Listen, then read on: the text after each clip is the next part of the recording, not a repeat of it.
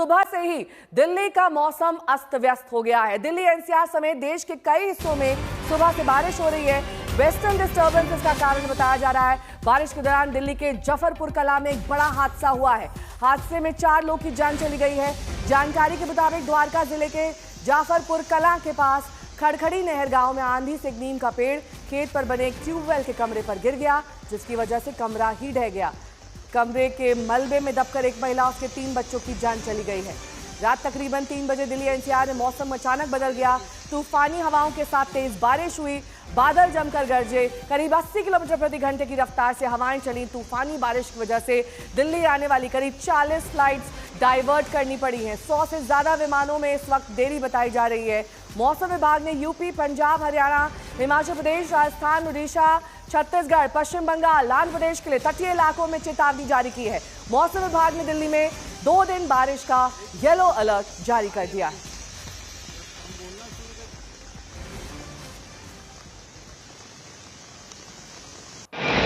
इस बीच तस्वीरें देखिए।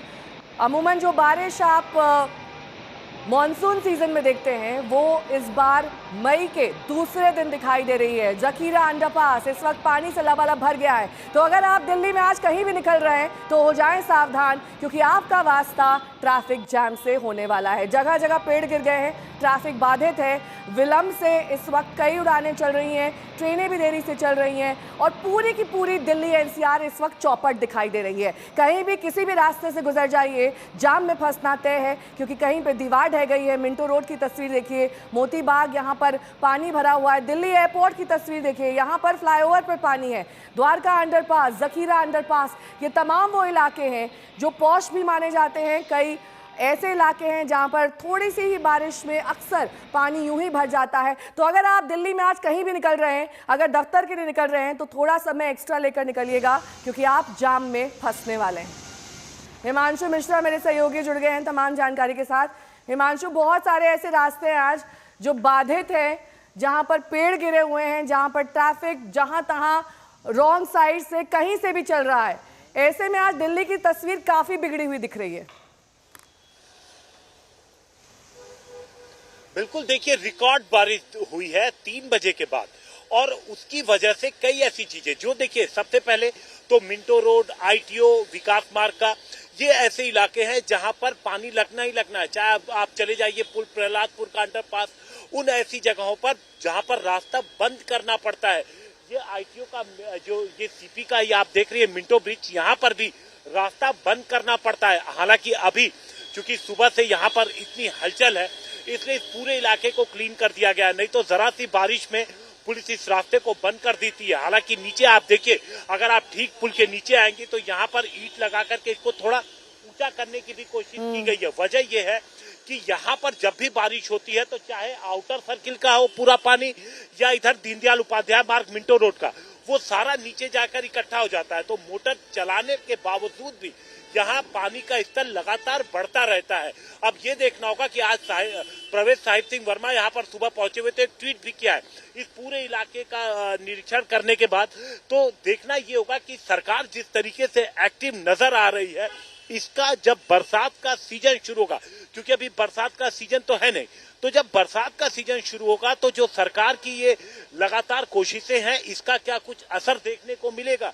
आमतौर पर हम देखते हैं कि बरसात जिस दिन होती है, दिल्ली की रफ्तार थम जाती है, और आज तो इस बारिश के साथ साथ 80 किलोमीटर प्रति घंटे की रफ्तार से हवाएं चली हैं, जिसकी वजह से पेड़ गिरे हैं, टहनियां टूटी हैं, कई जगहों पर बिजलियां भी चली गई हैं।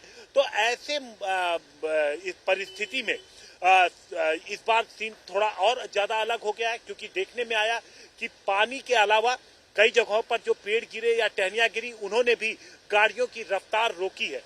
तो सरकार अपनी तरफ से लगातार कोशिश कर रही है, लेकिन उसका कितना असर बरसात में देखने को मिलेगा, असर तो अभी थोड़ी देर बाद देखने को मिलेगा। हिमांशु, जब लोग अपने दफ्तरों के लिए निकलेंगे, ये तस्वीरें तो सुबह की हैं जब कम ट्रैफिक होता है। देखिए किस तरीके से रेंग रहा है ट्रैफिक।